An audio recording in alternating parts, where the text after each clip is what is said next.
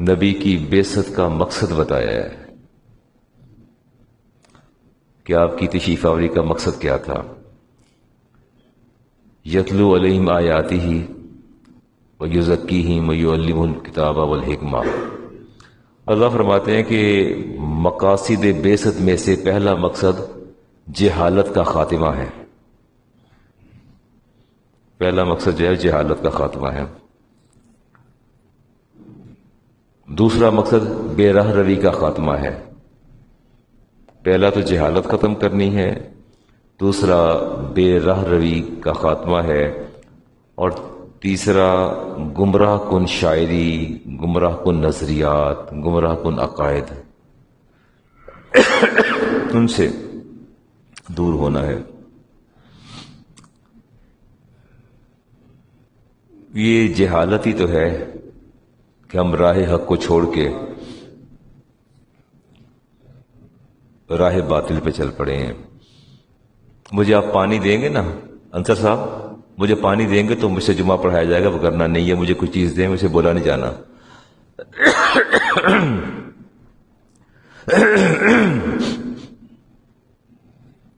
علم تین طرح کے ہیں. العلم ثلاثۃ، علم تین طرح کے ہیں. آیات محکمۃ، ایک تو یہ آیات محکمہ ہیں قرآن، پہلا اساس آپ کی قرآن ہے. پھر او سنت قائمۃ، دوسرا نبی کی سنت. دو چیزیں ہو گئی، پہلا قرآن اور دوسری سنت مصطفیٰ. او فریدۃ عادلۃ، اور تیسرا اس کا ہم اثر فقہ کا علم، مسائل کا علم ہے. فما کان سوا ذالک فهو فضل. اور عبداللہ ابن عمر بن عاص فرماتے ہیں اس کے علاوہ جتنے بھی علوم ہیں وہ زائد ہیں، ایڈیشنل ہے. تین بیسک ہیں، اس کے بعد باقی علوم جو ہیں وہ ایڈیشنل ہیں. آپ نے اپنے بچے کو اگر تعلیم سے آراستہ اور مزین کرنا ہے تو پہلے قرآن، پھر سنت مصطفیٰ، پھر اس کو بنیادی مسائل کہ بیٹا وضو کیسے کرنا ہے، غسل کیسے کرنا ہے، آپ نے مسواک کرنا ہے. یہ آپ کی بیسک اور اساس ہے آپ کی. اس کے بعد اس کو آپ یونیک بھیجیے، آپ لائسم بھیجیے، بیکن ہاؤس بھیجیے، آپ شویفات بھیج دیجیے، ایچسن بھیج دیجیے، کوئی معاملہ نہیں ہے. لیکن بیسک جو ہے وہ میرا بھانجا ایران میں ہوتا ہے، وہ مجھے بتاتا ہے ماموں کہ کچھ 7 سال تک تو بچے کو اسکول ہی نہیں جانے دیتے. 7 سال تک کا بچہ اسکول نہیں جاتا. اس میں پانی اور ڈال دیجیے، گرم پانی زیادہ ڈال دیجیے گا نا، یہ بھر دیجیے، اس کو نہیں آتا. اچھا، وہ کہتے 7-8 سال افتخار صاحب اسکول نہیں جانے دیتے. تو میں نے کرتے کہ اتنا بڑا بچہ، کہتے ہیں اس کو صرف گھر میں رہ کے ادب سکھاتے ہیں، اس کی تربیت کرتے ہیں گھر میں رہ کے. اٹھنا کیسے ہے، کھانا کیسے ہے، چلنا کیسے ہے، پینا کیسے ہے، قرآن سنت جو بھی ان کے نظریات اور عقائد ہیں پہلے وہ کرتے ہیں، اس کے بعد پھر اسکول بھیجتے ہیں. ابھی ہمارا بچہ پیدا ہوتا ہے تو ہمیں پہلے انرول کروانا پڑتا ہے. شویفات میں جانا ہے تو پہلے سے انرولمنٹ ہوگی، ایچسن میں جانا تو انرولمنٹ ہو جائے گی. بچے کی پیدا ہوتے ہی اس کی انرولمنٹ کروانا پڑ جاتی ہے. اب تو یہ صورتحال ہے. پھر تربیت کہاں کرنی ہے؟ نہ اس نے ماں کی گود کا لمس محسوس کرنا ہے، نہ باپ کی شفقت اسے میسر آنی ہے، کچھ بھی نہیں میسر آنا. سیدھا وہ پیدا ہوتا ہے تو نرسز کی گود میں چلا جاتا ہے، گھٹی کا وقت آتا ہے تو وہ نرسز دے دیتی ہیں، وہ کام کو وہاں وہ کام تمام ہو جاتا ہے. دادی دادا ویسے گھٹی سے محروم رہ جاتے ہیں، اللہ ماشاء اللہ استثناء تو موجود ہے. اور باقی وقت جو ہے وہ پھر ذرا سا بچہ سنبھلتا ہے 2.5-3 سال کا تو سیدھا اسکول کے اندر. پہلے کون سے گروپ میں جاتا ہے؟ پہلے پلے گروپ میں جاتا ہے. پہلے پلے گروپ میں جاتا ہے، اور آواز نہیں آ رہی ٹھیک سے. پہلے پلے گروپ میں جاتا ہے، اس کے بعد پھر نرسری میں چلا جاتا ہے، اس کے بعد کوئی ایک مونٹیسوری بھی کوئی شاید ان کا کوئی گریڈ ہے، وہ مونٹیسوری میں ہے، پلے گروپ ہے. سارے گروپس کرنے کے بعد پھر وہ نہ باپ کو ٹھہرنے دیتا نہ ماں کو ٹھہرنے دیتا ہے. گھر میں کسی کو تربیت کی ہوگی تو پتہ چلے گا نا. نبوت سے بڑھ کر کوئی مرتبہ نہیں ہے کائنات کے اندر. نبوت سے بڑھ کے اللہ کی اس کائنات کے اندر کوئی مرتبہ، اور نبوت کی میراث سے بڑھ کر، نبوت کی میراث سے بڑھ کے کوئی اعزاز نہیں ہے. ٹھیک ہے، نبوت سے بڑھ کے مرتبہ نہیں ہے اللہ کی اس کا پوری کائنات میں، اور نبوت کی میراث سے بڑھ کر کوئی اعزاز نہیں ہے. اور نبوت کی میراث کیا ہے؟ علم. ایسے ہی ہے نا، بس یہ بات سمجھنی تھی. اللہ فرماتے ہیں وَلَقَدْ آتَيْنَا انبیاء میں داؤد و سلیمان علما، میں نے سلیمان داؤد علیہ السلام دونوں کو ہم نے علم عطا فرمایا. وقالا، دونوں نے کیا کہا؟ دونوں پیغمبروں نے جواباً کیا کہا؟ اللہ فرماتے ہیں الحمدللہ الذی فضلنا علی کثیر من عبادہ المؤمنین. دونوں پیغمبروں نے کہا کہ یا اللہ تیرا لاکھ لاکھ شکر ہے کہ تو نے اپنے سارے بندوں پر ہمیں فضیلت دے دی ہے. کیا دے دی ہے؟ دیا کیا تھا اللہ تعالیٰ نے؟ علم دیا تھا. کیا فرماتے ہیں؟ اللہ فرماتے ہیں وَلَقَدْ آتَيْنَا دَاوُدَ وَسُلَيْمَانَ عِلْمًا، ہم نے داؤد کو بھی علم دیا، سلیمان علیہ السلام کو علم دیا، دونوں کو ہم نے علم دیا. اور جب دونوں کو علم دیا تو انہوں نے جواباً کیا کہا کہ یا اللہ تیرا لاکھ لاکھ شکر ہے کہ تو نے پورے جہان کے مومنین پر ہمیں فضیلت دے دی. تو گویا بات یہ ہے کہ نبوت کی میراث سے بڑھ کر کوئی اعزاز نہیں ہے، اور وہ ہے علم. علم کے بغیر تو بات بنتی نہیں ہے. رسالت مآب علیہ السلام نے ارشاد فرمایا العلماء ورثۃ الانبیاء، علماء جو ہیں انبیاء کے وارث ہیں. ان الانبیاء لم یورثوا دینارا ولا درہما، آپ نے فرمایا کہ نبی نہ تو درہموں کے وارث ہوتے ہیں نہ دینار کے وارث ہوتے ہیں. انما ورثوا العلم، ان کی وراثت علم ہوتی ہے. نبی کی وراثت کیا ہے؟ علم ہوتی ہے. فمن اخذ به اخذ بحظ وافر، جس کسی نے اس میں سے زیادہ علم حاصل کیا اس نے نبوت کا زیادہ وراثت حاصل کر لی. علم کے بغیر حال تو کوئی نہیں ہے، نہیں ہے علم کے بغیر کوئی حال. علم کے بغیر حال کوئی نہیں ہے. رسالت امام نے فرمایا کہ منافق کی دو علامات ہیں، منافق کی دو علامات ہیں، دو عادات. منافق کے اندر دو عادات نہیں ہوتی. خصلتان لا یکونان من فی منافق، بندہ منافق ہوگا تو اس کے اندر دو چیزیں نہیں ہوں گی، اس کی پہچان یہ ہو جائے گی. حسن سمت، کہ وہ راہ راست پر نہیں ہوگا.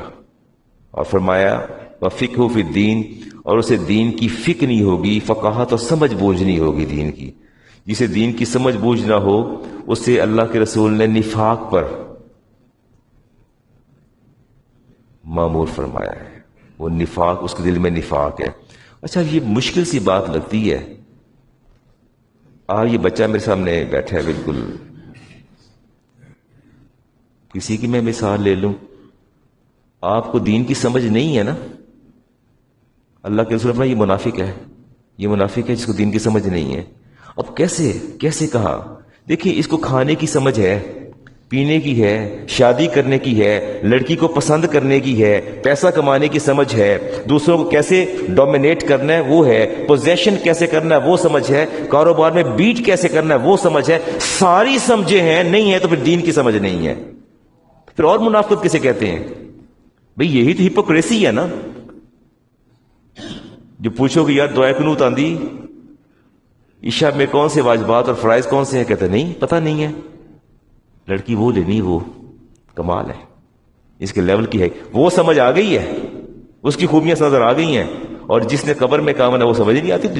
ہی از اے ہپوکریٹک پرسن، وہ منافق ہے. اللہ کے رسول نے فرمایا جس کو علم کی سمجھ ہی نہیں ہے، جس کو فکر نہیں ہے، وہ منافق ہے. تو کیا ہی بہتر ہوتا بندہ بیسک نالج تو لے نا. میں نہیں کہتا کہ آپ میری طرح بڑی بڑی کتابیں پڑھ کے جو ہے آپ بن جائیں، ممبر پر بیٹھ جائیں، پر بیسک نالج تو ہونا چاہیے.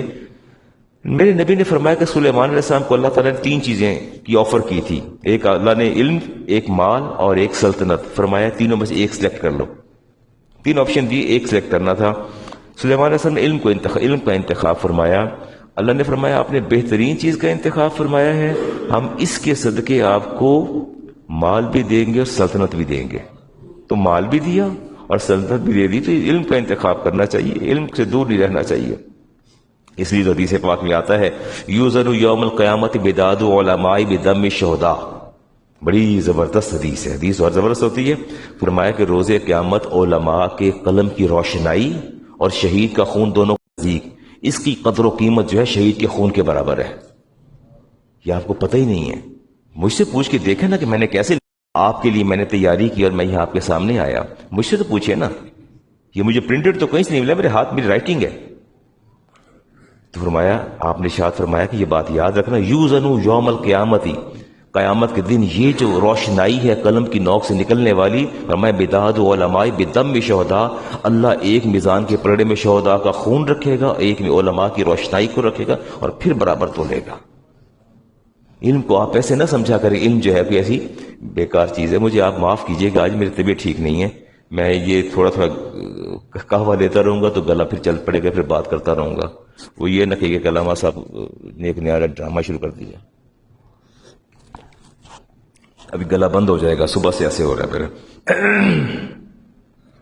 امام جعفر صادق سے کسی نے سوال کیا کہ عبداللہ ابن مبارک بہت بڑے محدث ہیں, آپ سے پوچھا کہ انسان کون ہے, ہو از اے ہیومن بینگ؟ فرمایا علماء.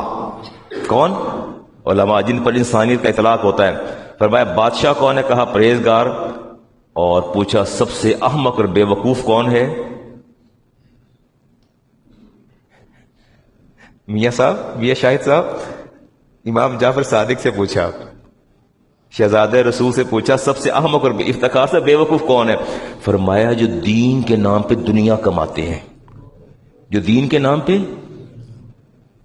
نعت پڑھتے ہیں, پیسہ, تلاوت کرنی ہے پیسہ, خطاب کرنا ہے پیسہ, دین کے نام پر دنیا ہے نا, دین کے نام پر دنیا. اور کیا ہے, اور کیسے دنیا کہتے ہیں؟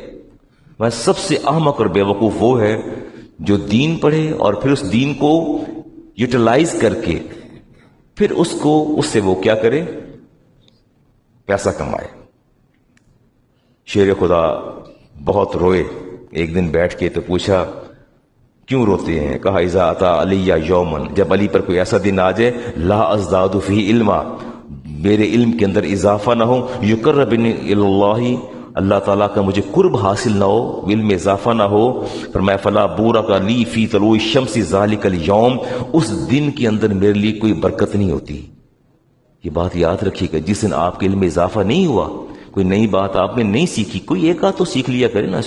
صبح سے آپ لوگ اٹھتے ہیں, شام تک آپ لوگ چلتے ہیں, تو رات کو سونے سے پہلے یہ تو سوچے نا کہ یار سارے جھمیلے تو میں نے دنیا کے کر لیے ہیں, کاروبار کر لیا, بیوی کو ٹائم دے لیا, بچوں کو میکڈونلڈ لے گیا, سارے کھیکھڑ کر لے میں, تو میرے علم میں اضافہ کیا ہوا؟ میں نے کیا کیا میں نے ایک بھی بات سیکھی ہے؟ فرمایا جس دن میرے علم میں کسی ایک بات کا ایڈیشن نہیں ہوتا, پھر میں سمجھتا وہ دن میرے لیے برکت لے کے طلوع کبھی نہیں ہوا, اس دن میں برکت نہیں ہوتی. جو دین کا علم حاصل کرتا ہے اور اللہ تعالیٰ اس کو وہاں سے رزق دیتا ہے, اہمہ رزق من حیث لا یحتسب, اللہ فرماتے علم حاصل کرو, میں تمہیں ایسا رزق دوں گا تمہیں پتہ بھی نہیں چلے گا.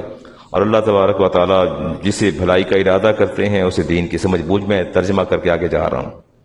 رسالت امام علیہ السلام تشریف لائے, حجرہ سے باہر مسجد نبی میں 2 حلقے تھے, 2 جگہ لوگ بیٹھے تھے گروپس کی شکل میں, ادھر بھی آپ درمیان بھی, ادھر سے تشریف لائے, کھڑے ہو کے ان کو بھی دیکھا اور غور سے دیکھا کر کیا رہے ہیں.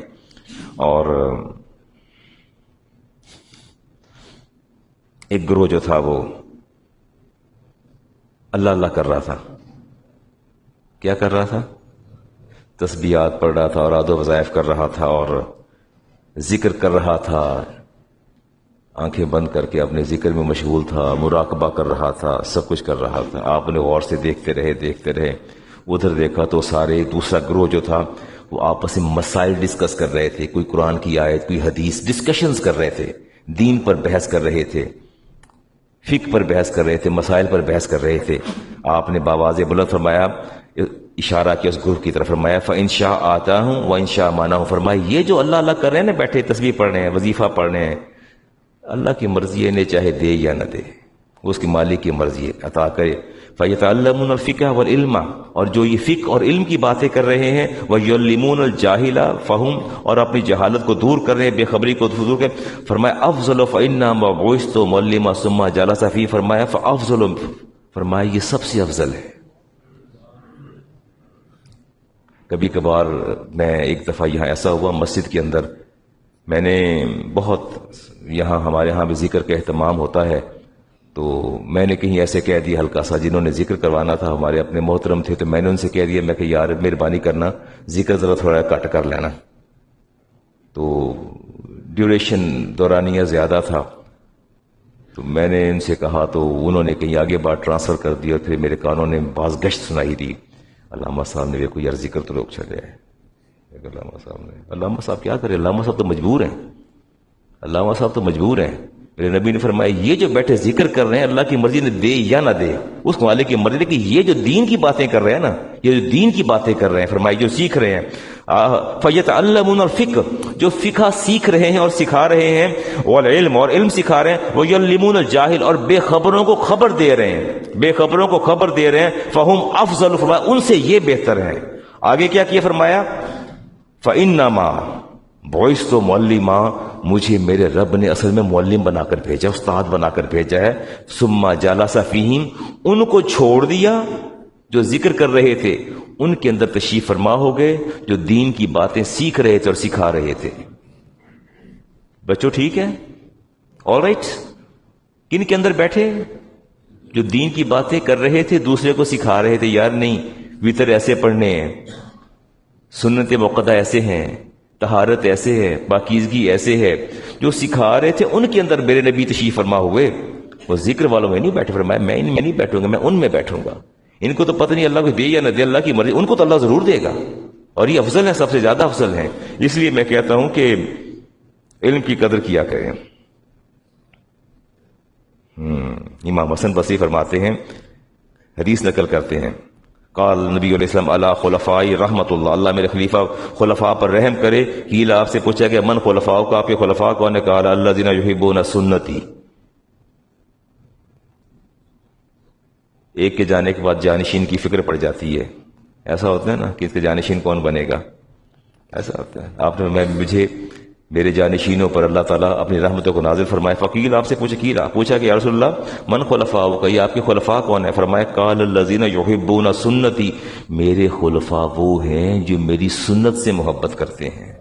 کس سے محبت کرتے ہیں؟ سنت سے محبت کرتے ہیں۔ وَيُعَلِّمُونَ عِبَادَ اللَّهِ، اور پھر وہ سنت سے محبت کر کے اللہ کے بندوں کو سکھاتے بھی ہیں، بتاتے بھی ہیں ان کو جا کے کہ یار یہ کام ایسے نہ کرو، ایسے کر لو، یہ کام اس طرح نہ کرو، اس طرح کام کر لو۔ آئیے جی آپ سے کوئی اگلی بات بھی کرتے ہیں۔ یہ حدیث ذرا غور سے سنیے گا، بڑی توجہ کے ساتھ۔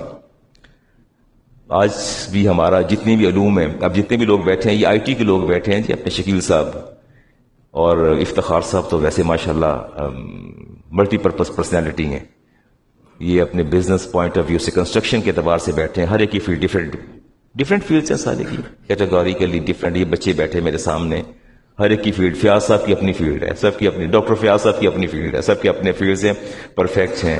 اللہ کے رسول نے کیٹیگوریکلی فیلڈز مقرر کی ہیں، اور کبھی مجھ سے کوئی سوال کرے تو میں کہتا ہوں یار یہ میرے علم میں نہیں، میں آپ کو بتا دوں گا، میرا زیادہ کنسرن فقہ کے ساتھ ہے۔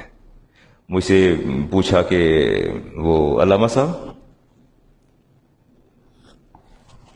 موسیٰ علیہ السلام کی والدہ کا کیا نام تھا؟ تو میں نے کہا میرے تو علم میں نہیں ہے۔ تو نہیں پتا؟ تو میں کہا نہیں۔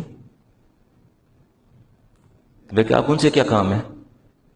آپ کو کیا کام موسیٰ علیہ السلام کی والدہ سے؟ کہتے نہیں پتا ہونا چاہیے۔ میں کیوں پتا ہونا چاہیے؟ کیوں پتا ہونا چاہیے؟ کہنے لگے وہ دیکھو جی قرآن میں آیا ہے، عیسیٰ علیہ السلام کی والدہ کا نام قرآن میں آیا ہے، مریم علیہ السلام۔ تو میں کہ یہ کس نے لکھا ہے، کس نے بیان کیا مریم علیہ السلام؟ کہتا اللہ نے۔ میں کہ اللہ سے پوچھو جا کے، مجھ سے کیا پوچھتے ہو، مجھ سے کیا پوچھتے ہو؟ بڑا ایسے ہو گیا جیسے اسکویز ہو گیا بڑا کہ یہ مولوی صاحب نو موسیٰ علیہ السلام نے ماں دا نام ہی نہیں پتا، ماں کی نہ آنا۔ میں کہ یار عجیب سی بات ہے، تو ارے میرا ڈپارٹمنٹ نہیں ہے ہسٹری، تو میں کیسے اسلامک ہسٹری کو دیکھوں؟ ہاں فقہ آپ سوال کریں مجھ سے، آپ پوچھنے کہ مولانا ٹاپ لیتا ہوں میں پراپرٹی ڈیلر ہوں، ٹاپ میں لیتا ہوں، ٹاپ میں نے لیا ہے۔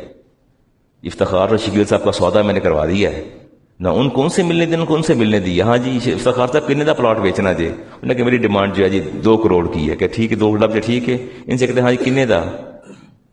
2.5 تو کٹ نہیں جی۔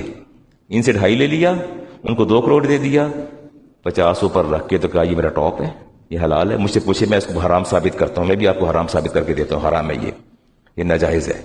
مجھے یہ پوچھنے میں بات بتاؤں، اب موسیٰ علیہ السلام کی ماں کا نام مجھے نہیں پتا تو میرے علم پر تو تان نہ کرے کہ آپ کو پتہ نہیں ہے۔ بات یہ ہے کہ اچھا یہ کیٹیگوری کر لیجیے۔ آئیے ابن ماجہ کی روایت لے رہا ہوں جی۔ آج مجھے ایک بچے نے بتایا کہ وہ کچھ احباب ایسے ہیں جنہیں مجھ سے شکایت ہے ہماری سب تقریر بڑی لمبی کر دیں، سر نیند آ جاتی ہے. آپ ان کی بیگم کو سامنے بٹھا دیں، ان کو نیند آ جائے تو مجھے پکڑ لیجئے گا، چاہے رات کے 3 بج جائیں. انہیں کہنا کی گل نیند آ رہی؟ نہیں نہیں، میں نے کتنے آ رہی ہے، میں نے بالکل نہیں آ رہی. ریئلٹی کو ڈینائی کر دیں گے کہ میں نے نہیں آ رہی. اچھا میں سمجھتا نیند آ رہی شاید، کہیں نہیں نہیں، ڈیفینسو لائن پہ چلے جائیں گے. اور اللہ کے رسول کی بچوں، میں جو بات کرتا ہوں ریئلٹی، جو میں کہہ رہا ہوں یہ ریئلٹی ہے. وہ شیطان کہاں جائے گا؟ اگر آپ کو نیند نہیں آئے گی تو شیطان کہاں جائے گا؟ شیطان آپ کے ساتھ 2 شیطان بیٹھے ہیں جنہوں نے دانیال سے کہا دانیال سو جا سو جا. دادا ابو باتیں کر رہے ہیں اوپر بیٹھے، سو جا چپ کر کے آرام سے. بعد میں ابو سے پوچھنا فیس بک پہ سن لینا، بھی سو جاؤ آرام سے. تو یہ ہے، یہ انسان کی نیچر ہے. ہاں شیطان کہتا. آپ نے فرمایا کہ صدیق سب سے زیادہ مہربان ہے. ارحم امتی بھی امتی صدیق. فرمائے میری امت میں سب سے زیادہ مہربان کون ہے؟ کہہ دیجئے نا، صدیق اکبر. فرمایا کہ واشدہم فی دین اللہ عمر، اور دین کو نافذ کرنے میں، امور الہی کو کے نفاذ میں متشدد کون ہے؟ عمر فاروق. کون ہے؟ دین کو، the implementation of the religion, the principle of the religion, the laws of the religion کون ہے؟ عمر فاروق. فرمایا وَأَصْدَقُهُمْ حَيَّا عثمان، اور میری امت میں سب سے زیادہ حیادار کون ہے؟ عثمان غنی. کبھی آپ نے اس لفظ پر غور کیا ہے کہ میری امت میں سب سے زیادہ حیادار کون ہے؟ آپ کو نبی پاک نے دیکھا ہوا ہے؟ آپ کو دیکھا ہے؟ تو 1000 سال بعد جس نے آنا ہے اس کو دیکھا ہے؟ حدیث یہ بتاتی ہے کہ اللہ کے رسول کی نظر حال پر بھی ہوتی ہے، استقبال پر بھی ہوتی ہے. فرمایا till the day of the judgement I know who is the most modest. آپ نے فرمایا مجھے پتا ہے کہ میری امت قیامت تک جتنے لوگ آئیں گے ان میں عثمان کے درجے کی حیا کا حامل کوئی نہیں ہوگا. ٹھیک ہے. اور فرمایا وَأَقْدَاهُمْ عَلِيُّ بْنُ أَبِي طَالِبٍ، اور بہترین منصف اور جج علی ہے، اور علی سے بہتر اس کائنات میں کوئی فیصلہ کر ہی نہیں سکتا میری امت کے اندر. دا بیسٹ جج، اس سے بہتر فیصلہ کرنے والا کوئی نہیں ہے. اور فرمایا سب سے بڑے قاری ابی بن کعب ہیں. ابی بن کعب سے اچھا قاری کوئی ہو ہی نہیں سکتا ہے میری امت میں، کہ جس کے بارے میں مجھے رب نے خود حکم دیا کہ اے محمد صلی اللہ علیہ وسلم آپ نے جب بھی قرآن سننا ابی بن کعب سے قرآن سنا کریں. جس کا قرآن سننا اللہ کو اتنا پسند ہے، اپنا کلام رب خود سننا چاہتا ہے، اور زبان ابی کعب سے، ان سے سنا کریں، اس سے اچھا کون ہوگا؟ فرمایا افرادہم زید بن ثابت، اور میتھمیٹکس میں اور اسٹیٹکس میں سب سے زیادہ ماہر کون ہے جی؟ زید بن ثابت. میتھمیٹک میں اور اسٹیٹکس میں، اسٹیٹس کے اندر ماہر کون ہے؟ زید بن ثابت. ہاں وعالمہم بالحلال والحرام، اور حلال اور حرام کے سب سے زیادہ ماہر کون ہے؟ معاذ بن جبل. معاذ بن، وہ کس چیز کے ماہر ہیں؟ یہ اتنی حدیث آپ نے سماعت کر لی، ٹھیک ہو گیا نا. آگے آپ نے فرمایا میری امت کے امین جو ہیں، سب سے بڑا امانت دار میری امت کا وہ کون ہے؟ ابو عبیدہ بن جراح سب سے. اب یہاں کہ آپ نے تھوڑا سنبھل کے میری بات کو سننا ہے. Are you alert? Listen to me carefully. ہاں اب یہ بات آپ سے غور، یہ ینگسٹرز جو بیٹھے ہیں، I am addressing to them, میں آپ سے مخاطب ہوں. آپ کی لائف، اپنی لائف کو چینج کیجئے. فرمایا معاذ بن جبل یجیء یوم القیامت امام العلماء. فرمایا قیامت کے دن نہ صدیق اکبر، نہ عمر فاروق، نہ عثمان غنی، نہ علی المرتضی شیر خدا، نہ ابو عبیدہ بن جراح، نہ ابی بن کعب، میری امت کے علماء کا کوئی بھی سردار نہیں ہوگا، کوئی بھی امام نہیں ہوگا. میری پوری امت کے علماء کا امام معاذ بن جبل ہوگا. کیوں کیوں کیوں بتائیے نا کیوں؟ ہاں اصل بات کی طرف آئیے نا، اصل بات ہی ہے. فرمایا ان میں کوئی بھی میری امت کا امام نہیں ہے، امام میری امت کے علماء کا. علماء they are chosen person, they are selected person. علماء کامن مین نہیں ہوتے، they are not common man, they are selected. وہ اپنی پوری زندگی لگاتے ہیں دین سیکھنے میں. فرمایا یہ جو کریم ہے میری امت کی کریم علماء، ان کا امام کون ہوگا؟ معاذ بن جبل. صدیق اکبر نہیں، عمر فاروق نہیں، عثمان غنی نہیں، شیر خدا نہیں، ابو عبیدہ بن جراح نہیں، ابی بن کعب نہیں، زید بن ثابت نہیں. کوئی امام ہوگا تو کون ہوگا اور کیوں ہوگا؟ اچھا یہاں تک تو بات میں نے کر دی ہے نا، نتیجہ خود اخذ کر لیجئے، نتیجہ خود اخذ کر لیجئے. کر لیں گے اخذ؟ آن لائن ٹریڈنگ کون بتائے گا حلال ہے یا حرام ہے؟ آپشن ٹو انسپیکٹ، خیار رویت، یہ جو آن لائن چیز منگواتے ہیں اور اس کے بعد گھر آ کے کچھ اور ہی نکل آتی ہے، ایسا ہوتا ہے؟ میری تو نکل آئی تھی کچھ اور ہی. اتنا بڑا ٹیبل لیمپ تھا تو منگوایا تو دکھایا بچے نے، ابو جی یہ دیکھیں شاگرد دیکھا بہت اچھا ہے، آن لائن منگوائی جی، ڈائریکٹ چائنا سے آ رہا ہے. تو میں کہا لاؤ بیٹا لاؤ، چائنا سے اتنا ٹڈا سا، وہ تو صفحے کے اوپر ہی گر پڑتا تھا. میں نے کہا یار یہ کیا ہے، وہ تو کچھ اور نظر آ رہا تھا. پھر یہاں جو آپشن دیا اللہ کے رسول نے وہ ہے خیار رویت، آپشن ٹو انسپیکٹ، کہ آپ دیکھیں چیز اگر اس پیمانے اور درجے کی نہیں ہے تو آپ کو اختیار ہے اس کو. یہ تو کون بتائے گا؟ کرکٹ میچز پر جوا کون بتائے گا؟ یا آپ کی گداگاری کے بارے میں کون بتائے گا؟ احتکار، ارتکاز، اختصار، ہورڈنگ ہے، لٹریشن ہے، ساری چیزیں کون بتائے گا آپ کو؟ مالی مظالم کون بتائے گا؟ سود پر witness, you are just giving your witness on different deeds. Bank کے اندر جو ڈیڈز ہوتی ہیں آپ کی، آپ اس پر وٹنس دیتے ہیں. انسٹالمنٹ میں خرابی ہے، kickbacks and buybacks, اور ٹاپ اور بیانہ اور پیٹرول کی چوری اور پروویڈنٹ فنڈ اور درزی بچا ہوا کپڑا رکھ لیتا ہے. ان سب چیزوں کا تعلق کس کے ساتھ ہے؟ کس کے ساتھ ہے؟ یہی دین ہے. یہی کیا ہے؟ یہی دین ہے. اگر یہ دین نہ ہوتا تو اللہ کے رسول کبھی نہ فرماتے کہ میری امت کے علماء کا امام معاذ بن جبل ہے، اس سے زیادہ بہتر حلال و حرام کوئی نہیں سمجھ سکتا، اس سے زیادہ بہتر حلال و حرام کوئی نہیں سمجھ سکتا. تو کون آپ کو بتائے گا؟ آپ کو تو بتانا چاہیے یہ باتیں. دیکھتے ہیں جی، حلال کھانا جی کیا ہے؟ فرض ہے. یحییٰ بن معین اور احمد بن حنبل کے اندر دوستی ختم ہو گئی. دونوں بڑے محدث تھے جی، اور دونوں بڑے فقیہ بھی تھے، دونوں مجتہد بھی تھے، امام بھی تھے. دوستی ختم ہو گئی. ختم کس بات پہ ہوئی؟ پوچھا احمد بن حنبل نے یحییٰ بن معین، انہوں نے کہہ دیا کہ مجھے تو کوئی بھی چیز ہے میں تو کھا لیتا ہوں. میں کھا لیتے ہو؟ کیسے کھا لیتے ہو؟ میں تو حسن ظن رکھتا ہوں. فرمایا آج کے بعد میرا آپ سے کوئی تعلق نہیں ہے. حلال و حرام کا امتیاز ہی کوئی نہیں ہے. کلیئر کٹ پتہ کہ گھرانہ سارا سود پر چل رہا ہے، ناجائز کاروبار کر رہا ہے، حرام کما رہا ہے، سارے حرام کھا رہے ہیں، اور چہک چہک کے جا کے ٹیبل پر بیٹھ جاتے ہیں اور خوب خوش ہو کے کھاتے ہیں. یہ نہیں پتہ چلتا کہ یار سارا گھر حرام کما رہا ہے، ان کا پورا بزنس جو ہے بیسڈ آن حرام، امپرمیزیبل ہے. تو بیٹھتے ہیں، یہ چیزیں ٹھیک نہیں ہوتی. اللہ سے ڈرتے رہنا چاہیے. خانقاہی نظام، میں آتا ہوں جی بات کی طرف، کوئی کوشش کرتا ہوں بات آپ کو سمجھا دوں. خانقاہ کہتے ہیں یہ مہینہ اگر ربیع ثانی، شیخ عبد القادر گیلانی رحمۃ اللہ تعالی علیہ کیسے کیسے خاکے پیش کر دی ہیں. ہم نے اولیاء کی اس طرح، یعنی ان کی اس طرح پکچرز پیش کی ہیں، لگتا ہے ان کو کوئی. اچھا یہ مزے کی بات یہ ہے کہ جہاں کہیں کسی بزرگ کی تصویر ہوگی نا، کسی ولی کی، تو ایک خاص قسم کا بابا بنا کے تصویر پر لگا دیتے ہیں، جو اس کی لمبی سی داڑھی ہوگی ہے سفید رنگ کی. امامہ شریف کا بھی اسٹائل ڈیفرنٹ ہوگا اور اس کو بزرگ قرار دے کے تصویر لگا دیتے ہیں، یہ فلاں بزرگ ہیں، یہ فلاں بزرگ ہیں. یہ تو نظام، خان کا نظام تو بڑا زبردست نظام تھا. آپ اس کی بات کا آپ تصور بھی نہیں کر سکتے. یہ خانقاہیں اور مدارس آپ کی نظریاتی سرحدوں کے محافظ ہیں. یہ سارے کے سارے انہوں نے، اور نسل نو کے ایمان کے محافظ یہ لوگ تھے. سب کانٹیننٹ کے اندر اگر دین اسلام آیا تو اولیاء کی وجہ سے آیا. یہ طے شدہ بات ہے. اسپین پر مسلمانوں نے 800 سال حکومت کی، اس کے باوجود وہاں دین اسلام کا نام مٹ گیا. انویژن تھا، حملہ کیا، قبضہ کیا، اس کی صورت میں اسلام آیا. نتیجہ کیا نکلا؟ اسلام کا وہاں نام و نشان نہیں ہے. سب کانٹیننٹ کے اندر اولیاء نے آنا شروع کیا، صلحاء نے شروع کیا. اگرچہ ان ویڈرز بھی آتے رہے، لیکن پھر بھی جہاں خانقاہیں قائم تھیں وہاں دین آج بھی قائم ہے. دین آج بھی قائم ہے.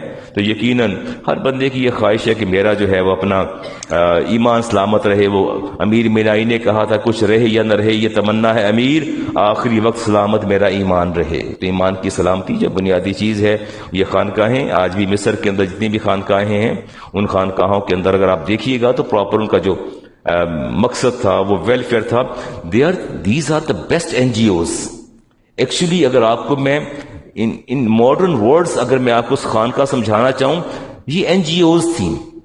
یہ این جی اوز کا کردار ادا کرتی تھی. انہی خانقاہوں کے اندر پورے رفاہی امور ہوتے تھے، ویلفیئر کے کام کیے جاتے تھے، ہاسپٹلز ہوتے تھے، بلڈ بینک ہوتے تھے، اس کے بعد دیگر جتنے بھی لوگوں کے انتظامات تھے سب کے سب جو ہے یہاں ہوتے تھے، ان کی ویلفیئر کے کام کیے جاتے تھے. اقبال نے کہا اٹھا میں مدرسہ اور خانقاہ سے نمناک، نہ زندگی نہ محبت نہ معرفت نہ نگاہ. مشکل بات. اقبال نے کہا میں خانقاہ پہ گیا تو بڑا اداس ہو کے وہاں سے آیا کہ خانقاہ کا اصل مقصد تو یہ تھا کہ وہاں محبتیں بانٹی جاتی تھی، زندگی جو ہے وہ دی جاتی تھی، اور نہ یہاں زندگی ہے، نہ معرفت ہے، اور نہ نگاہ ہے، کچھ بھی نہیں ہے. اقبال اس پر اپنی ڈس اپوائنٹمنٹ کا اظہار کرتے ہیں. جی غوث اعظم شیخ عبد القادر جیلانی رحمۃ اللہ تعالیٰ علیہ. کسی نے مجھے کہا کہ علامہ صاحب ذرا سنبھل کے جمعہ پڑھائیے گا، لوگ کافی زیادہ جو ہیں وہ اپنا فیل اریٹیشن. جب غوث اعظم کہا جاتا ہے it's not my subject to discuss this word اور الیبوریٹ دس ورڈ، میرا ٹاپک نہیں ہے. اچھا یہ آپ مجھے ایک بات تو بتائیے، میں یہ جو خانقاہوں کے ذمہ داران ہوتے ہیں ان کا کیا کام ہے؟ ابھی مجھے نوجوان ملے، یہی میرے سامنے ہوں گے، تو میں نے ان سے پوچھا آپ کا نام، تو انہوں نے کہا سرفراز قادری. مجھ سے پوچھے میں بدر الزمان قادری. اوہ ساری کوئی قادری، کوئی رضوی، کوئی کچھ. میں تو خود کہہ رہا ہوں ایسا کچھ ہوں تو کیا قادر ہے عبد القادر کی نسبت سے. آپ جانتے ہیں صلاح الدین ایوبی کا نام سنا آپ نے؟ کیا اس کا مین کیا کی تو مجاہد تھے، بہت بڑے جنگجو تھے، سپہ سالار تھے، اور ان کا کارنامہ کیا تھا؟ بیت المقدس فتح کیا تھا. جی اچھا طبیب بھی تھے، جنگجو تھے، کیا فتح کیا تھا؟ بیت المقدس. ان کے کمانڈر نور الدین زنگی پتہ یہ کہاں پڑے تھے؟ خانقاہ قادریہ میں. یہ شاگرد تھے شیخ عبد القادر جیلانی کے. پتہ ہے آپ کو باقاعدہ حرکت الجہاد ان کا ایک ڈپارٹمنٹ تھا، حرکت الجہاد ان کا ایک ڈپارٹمنٹ تھا. وہ ڈپارٹمنٹ ٹریننگ دیتا تھا، عسکری ٹریننگ دیتا تھا، تربیت دیتا تھا. کروسیڈ وارز جسے آپ صلیبی جنگیں کہتے ہیں، کروسیڈ وارز کو، کروسیڈ وارز کے اندر شیخ کے اپنے بیٹے جاتے تھے. شیخ کے اپنے بیٹے جو ہیں انہوں نے جانیں قربان کی، انہوں نے اپنی جانیں قربان کی. شیخ کے اپنے صاحبزادوں نے. ان کی خانقاہوں میں عسکری تربیت کے لیے ونگز موجود ہوتے تھے جو نان مسلم یا انویڈرز کے خلاف جو یہ جنگیں ہوئی صلیبی، ان کے اندر انہوں نے حصہ لیا. اور امام غزالی نے بغداد چھوڑا تو یوسف تاشکین نے اس کو سنبھالا، اور انہوں نے آ کے کہاں کہاں مسلمانوں کی جان نہیں چھڑائی کفار سے. یہ بڑے زبردست مراکز تھے، یہ ٹریننگ اینڈ کلچرل سینٹر تھے یہ خانقاہیں جو تھی. اب تو ہم نے بڑے بڑے کیش باکس رکھے ہوئے ہیں. کیا رکھے ہیں؟ ایک تو میں آن ایئر جا رہا ہوں، اوپر سے میں بریلوی ہوں، اوپر سے بیٹھا دربار پر ہوں. اب یہ نتیجہ مجھے بھگتنا پڑے گا، مجھے پتہ کیا ہونا میرے ساتھ. یہ بہت بڑے ٹریننگ سینٹرز تھے اور کلچرل سینٹرز تھے، اور سکلز ڈیولپمنٹ کا یہاں کام تھا. کریکٹر بلڈنگز ہوتی تھی، اسکل ڈیولپمنٹس ہوتی تھی. یہاں کام ہوتا تھا، کیپیسٹی بلڈنگ ہوتی تھی. استعداد کو، یہ بچہ سامنے بیٹھا نوجوان، اس کو دیکھ کے ٹریننگ دیتے تھے کہ یہ بچہ، اس کا رجحان کس طرف ہے، ایپٹیچیوڈ اس کا کس طرف ہے، اس کو یہ جنگجو بنانا ہے، گھڑ سوار بنانا ہے، اس کا شمشیر زن بنانا ہے، اس کو کیا بنانا ہے. اس کی کبھی اس کا قد دیکھیں، اس کا قوت دیکھیں، کبھی الجثہ لڑکا ہے. اس کا سلیکشن ہوتی تھی، ان کو تربیت دی جاتی تھی، دین سکھایا جاتا تھا، باقاعدہ کام کیا جاتا تھا. گویا انسان کے جسم اور روح دونوں کی تربیت کی جاتی تھی. روح کی بھی تربیت کی جاتی تھی اور جسم کی تربیت بھی کی جاتی تھی. اور جو خانقاہوں تک نہیں پہنچ سکتے تھے ان کو باقاعدہ کتابیں مہیا کی جاتی تھی. دین سے جین کا علم جو ہے آگے پروموٹ کیا جاتا تھا. چلیں جی کوئی دیکھتے ہیں بات کو. جی دین کا پہلا تعارف جو تھا وہ صداقت ہے. دین اسلام کا پہلا تعارف کیا؟ خشت اول کیا ہے نا؟ آپ نے کیا فرمایا تھا کہ لوگ اگر میں کہوں کہ اس پہاڑی کے پیچھے لشکر آ رہا ہے تو مانو گے میری بات؟ انہوں نے کہا یس ہم مانیں گے. کیوں؟ کہا اس لیے کہ آپ صادق اور امین ہیں. دین کا پہلا تعارف کیا تھا؟ صداقت تھا. دین کی خشت اول صداقت ہے. اور آپ نے پڑھا نہیں بچپن میں واقعہ شیخ عبد القادر جیلانی، وہ جو ماں نے بھیجا 40 دینار دے کے اور اندر سی دیے تو پوچھا، قزاق نے پوچھا ان کے سردار نے کہ تیرے پاس کچھ ہے؟ تو انہوں نے کہا یہ تو کہتا کچھ نہیں، ہم کہتے ہیں میرے پاس 40 دینار ہیں، یہ کہتے ہیں. تو قزاق کے جو ساتھیوں نے کہا کہ اس کی تلاشی لی، کچھ نہیں، میرے اندر والے کپڑوں میں سلے میں میری ماں نے سے یہ بتایا کیوں ہے؟ کہتے ہیں ماں نے کہا تھا جھوٹ نہ بولنا. ماں نے کہا تھا جھوٹ نہ بولنا. جھوٹ کیسے بولوں؟ اس ایک صداقت نے پورے قافلے کو مسلمان کیا. جو ڈاکوؤں کا قافلہ تھا، قزاقوں کا، سب کو مسلمان کر دیا. تو پتہ ہی چلا کہ زندگیاں بدلنے کے لیے منہج اول جو ہے وہ صداقت ہے، قول و فعل کا تضاد نہیں ہے. جب قول و فعل کے اندر تضاد ہو، یہ بچے مجھے سنتے ہیں، میرے پاس بیٹھتے ہیں، ٹیلی فون بھی بچوں کے آتے ہیں. آج اگر یہ میرے قول و فعل میں تضاد دیکھیں گے، میرے کہنے اور سننے میں تضاد دیکھیں گے، مجھے کب فالو کریں گے؟ They follow me. کہ مولوی صاحب کہنے کچھ نہیں تو کر دے کچھ نہیں. یہ بات تو ہے نا. قول و فعل کا تضاد انسان کے لیے بربادی لاتا ہے. یہ منہج تربیت تھا. اور بتا دیا کہ پوری کی پوری کھیپ جو ہے. اور آپ فرماتے ہیں درس العلم حتی صرت کتبہ، فرماتے ہیں میں علم حاصل کرتے کرتے کتب کے مقام پر پہنچ گیا. وَنَلْتُ السَّعَادَةَ مَنْ مَوَالِي مَنْ مَوْلَى مِنَ الْمَوَالِي، اور یہ سعادت مجھے بارگاہ الہی سے میسر آئی ہے. میں کیا علم حاصل کرتے کرتے کہتے میں کتب بن گیا. حتی صرت محدثا مفسرا فقیہا، فرمایا میں نے علم حاصل کیا اور میں فقیہ بھی بن گیا، میں محدث بھی بن گیا، میں مفسر بھی بن گیا. پہلے میں نے علم حاصل کیا، پھر میں نے عمل کیا. یہ بڑے بڑے گدی نشین سجادگان سے جا کے مسائل تو پوچھیں، ان سے پوچھیے حضرت صاحب پیر صاحب ایک مسئلہ تو بتا دیں، پتہ چل جائے گا کہ کیا کتنے پانی میں ہے کتنے پانی میں نہیں ہے. شیخ کی ذات اور شخصیت کمال کی تھی. اب ان کی تعلیمات کے حوالے سے بات کرنی تھی، ٹائم میرے پاس کم ہے. میں دیکھتا ہوں ایک آدھ بات اگر آپ کے سامنے اور رکھ سکوں تو اس کے بعد بات کو ختم کر دیتا ہوں. ویسے بھی بہت بڑے مفسر تھے. اور یہ درس ہے شیخ عبد القادر جیلانی کا. درس سنیے گا کیا کہتے ہیں. آپ فرماتے ہیں کہ میری یہ وصیت ہے اپنے مریدین کے لیے کہ اللہ کی طرف سے تجھے جو بھی تکلیف پہنچے اس کا ذکر نہ کسی دوست سے کرنا ہے نہ کسی دشمن سے کرنا ہے. اللہ کی طرف سے کوئی تکلیف پہنچے اس کا ذکر نہ کسی دوست سے کرنا ہے نہ دشمن سے. شکایت نہ کرنا. اللہ تعالیٰ تیرے ساتھ جو کچھ بھی کرے یا تجھے کسی بھی آزمائش میں ڈال دے، اس حوالے سے اللہ پر تہمت کبھی نہ لگانا. اللہ پر تہمت کبھی نہ لگانا، یہ ٹھیک نہیں ہے. فرمایا تیرا اللہ تعالیٰ کی شکایت کرنا جو ہے، کیا تو یہ نہیں سوچتا کہ تجھے رب نے کتنی نعمتیں دے رکھی ہیں؟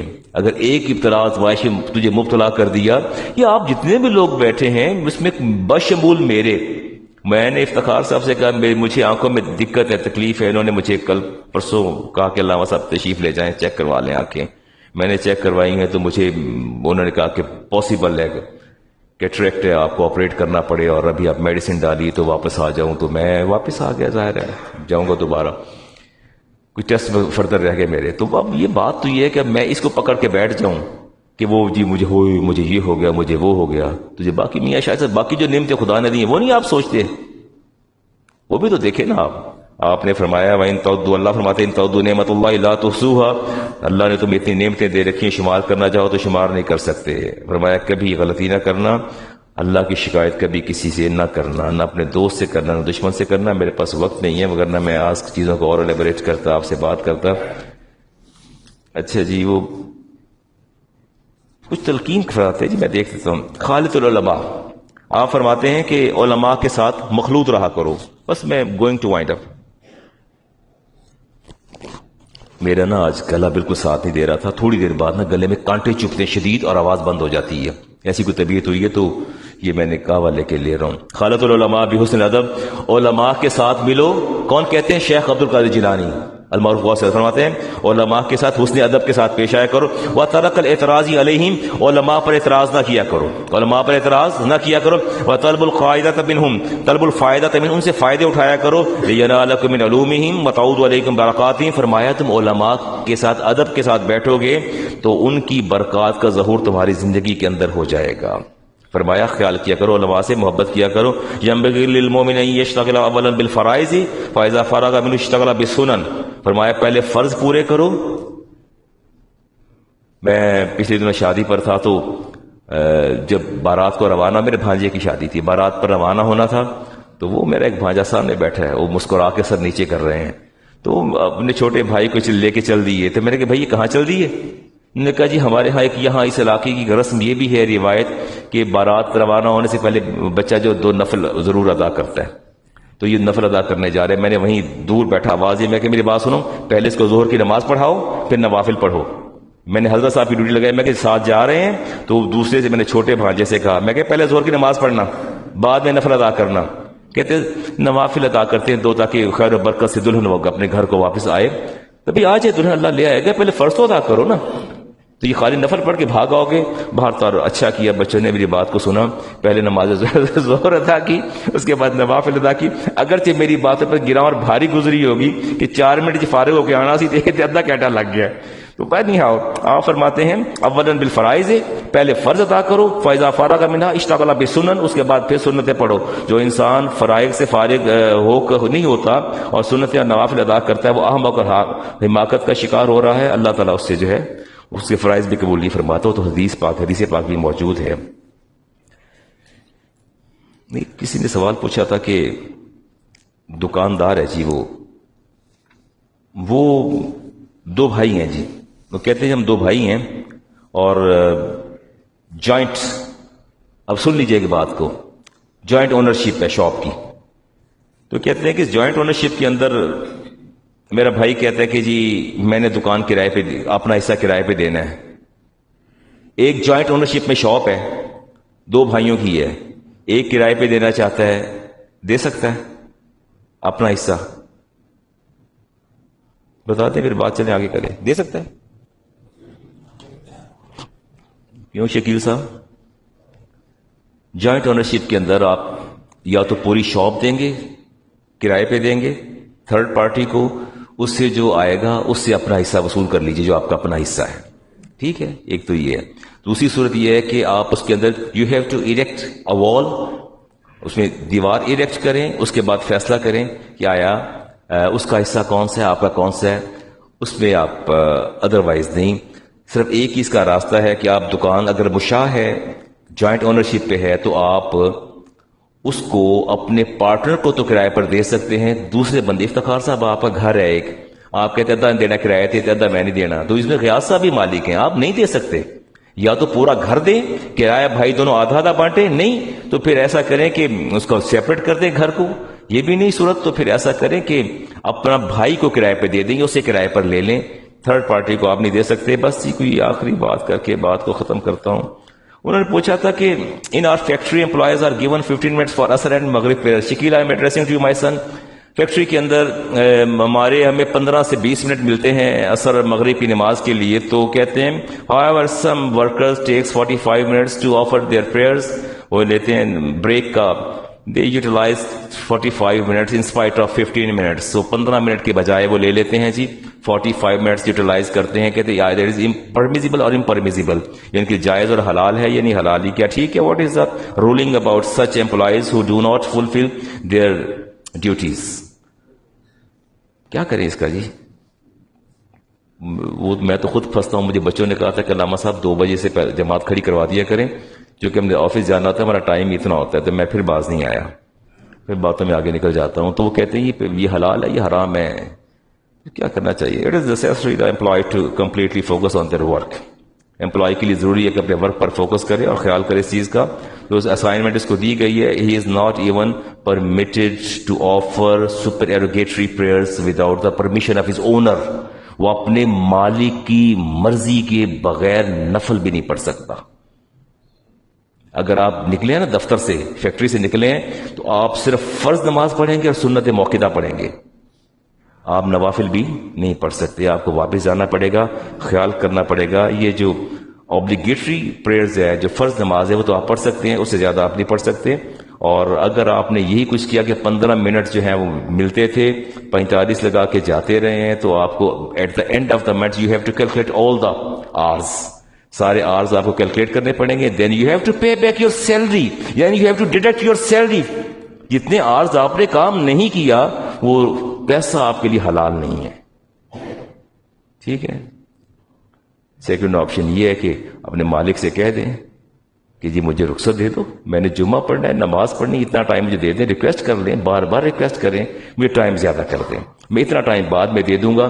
لیکن جو سیلری آپ ڈرا کرتے ہیں، اسکول کا ٹیچر ارشاد طاہر صاحب تشریف فرما ہے، ٹیچر اگر آتی ہیں آپ کے اسکول میں اور وہ وہاں گپے لگاتی ہیں خارجی میں تو لڑ پڑتا ہوں. مجھے پتہ چل جائے کسی کلاس کے اندر خارجی گفتگو، یعنی سبق سے ہٹ کی گفتگو ہوئی، کوئی ڈیبیٹ ہوئی، مجھے بچے خبر دے دیتے ہیں، پھر میں ناراض ہوتا ہوں ٹیچر سے کہ یہ کام نہ کرے. میں کہ آپ نے اللہ اور اس کے رسول کو ناراض کیا ہے، آپ کو آپ کے وقت کی قیمت ادا کی جاتی ہے، آپ کو سبق پڑھانا تھا، آپ نے ان نیسیسری ڈیبیٹ کی. کبھی آپ نے ڈیبیٹ کی تحریک لبیک پہ، کبھی آپ نے مسلم لیگ نون پہ، کبھی آپ نے تحریک انصاف پہ.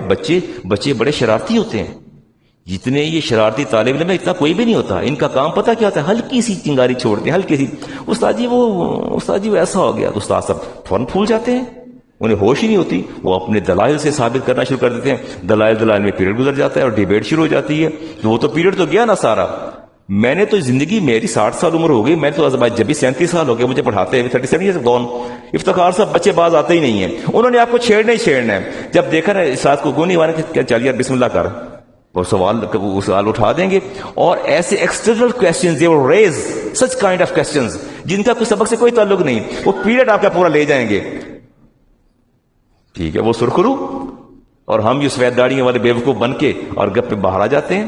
You have to pay back, you have to deduct your salary. جو گھنٹے آپ نے، وہ گھنٹے آپ کو ہدایہ پڑھانے کے ملے ہیں، ترجمہ پڑھانے کے، تفسیر پڑھانے کے، قرآن پڑھانے کے، فقہ پڑھانے کے، جلالین پڑھانے کے، بخاری پڑھانے کے، مسلم پڑھانے کے. وہ رقم آپ کو اس مد میں دی جا رہی ہے. مجھے اس ممبر پر بیٹھ کے اپنی داستانیں سنانا، اپنا بزنس بتانا مقصود نہیں ہے.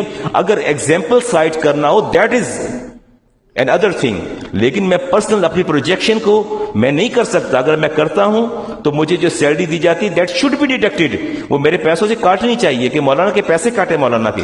انہوں نے غیر ضروری گفتگو کی ہے. استاد کا کلاس میں ارشاد صاحب آنا اور پھر نہ پڑھانا، پھر خارجی گفتگو کرنا، یا باہر کھڑے ہو کے میرا تو موڈ خراب ہو جاتا ہے. 4 استاد کھڑے ہو، پیریڈ چینج ہوتے ہیں، استادوں نے کلاسیں چینج کرنی ہوتی ہیں، کوریڈور میں ملاقات ہو جاتی ہے، 4 وہاں کھڑے، 3 وہاں کھڑے، پھر میں نکلتا ہے. میں کہ علامہ صاحب خیر سے ہے نا آج؟ میں کہ کوئی اہم ایجنڈا ہے؟ انہیں نہیں، بس ویسے علامہ صاحب سے چال. میں پھر آؤ تشریف لے آؤ، کلاس نہ چلو. تو وہ ٹائم جو کلاس کا آپ یوٹیلائز کر رہے ہیں شرن وہ بھی درست نہیں ہے. اور ہمارے فقہا کہتے ہیں کہ at the end of the month جتنے گھنٹے آپ نے یوٹیلائز کیے اپنے پرسنل میٹر پہ، ان کو کیلکولیٹ کریں. کیلکولیٹ کرنے کے بعد خود والنٹیئرلی پیسے خود کٹوائیں کہ یہ پیسے حلال اور جائز نہیں ہیں. کڑوی باتیں کی میں نے، لیکن اللہ تبارک و تعالیٰ جو ہے وہ اپنے ہمیں اپنے حفظ و امان میں رکھے. جی کوئی ایک سوال اور تھا جی، مجھ سے کسی نے پوچھا تھا کہ علامہ صاحب وہ کوئی دکان پر میں گیا ہوں تو اس نے 10 گرام رائس جو ہیں وہ زیادہ دے دیے تھے، تو آپ کی کیا رائے ہے؟ وہ جو میں نے 10 گرام رائس لی ہیں وہ میرے لیے جائز ہیں یا ناجائز ہیں؟ کیا خیال ہے آپ کا؟ آپ کوئی، میں نے 3 کلو چاول لیے، 3 kg چاول لیے ہیں، آپ شاپ کیپر ہیں، میں بائر ہوں، آپ نے 10 گرام اوپر ڈال دیے ہیں چاول، وہ 10 گرام حلال ہے یا حرام ہے؟ اور افتخار صاحب نے کہا حلال ہے، حلال ہے، ٹھیک، وہ جائز ہے. اور اگر 3 کلو چاول قیمت 180 روپے ہے یا 300 ہے، میں نے آپ کو 350 دے دیے، جائز ہے؟ جائز ہے. کیا ہے؟ جائز ہے. اس میں کوئی ناجائز یا حرام والی بات نہیں ہے. پوچھنے والے کو یہ فکر تھی کہیں ایسا نہ ہو جائے کہ میں سود میں انوالو نہ ہو جاؤں. اگر وہ اپنی خوشی سے، اپنی مرضی سے آپ کو زائد سودا دے دیتا ہے تو بھی ٹھیک ہے. میں ذرا سی اپنی بھی اس میں خود ستائی بھی کر لوں، تعریف بھی کر لوں نا، پھر بندہ رہتا نہیں ہے نا. انسان خود ستائی کا مریض ہوتا ہے. میں بھی جب کسی جاتا ہوں نا خوانچہ فروش کے پاس یا ایسا بندہ جس کو دیکھتا ہوں، اس سے پوچھنا بھائی چیز کتنے کی ہے، تو بتاتا ہے اتنے کی، تو اس کو ہمیشہ زائد پیسے دے کے آتا ہوں. تو کہتے ہیں مولوی صاحب پیسے ود آ گئے نے. میں کوئی گل نہیں رکھ رہا یار، ود آ گئے نے پھر کیوں یار، جائز ہے، ٹھیک ہے. اور اگر کوئی آپ کو دیکھ کے آپ کو چیز زائد دے دیتا ہے، رسالت امام علیہ السلام جو ہے وہ اپنا قرض واپس کرنا تھا اور آپ نے قرض واپس کیا، اور جب قرض دے لیا تو آپ نے کچھ رقم زائد ادا فرما دی. اس شخص نے عرض کیا یا رسول اللہ پیسے زیادہ آپ نے دے دیے، تو فرمایا کہ یہ ہم نے بطور تبرع اور احسان تمہیں دیے، بطور تبرع اور احسان دیے ہیں، اس ہدیے کو قبول کر لو. وہ یا قرض لوٹانے کے بعد اگر آپ خود کچھ پیش کر دیتے ہیں تو بھی وہ جائز اور درست ہے. سنتے ادا کر لیں.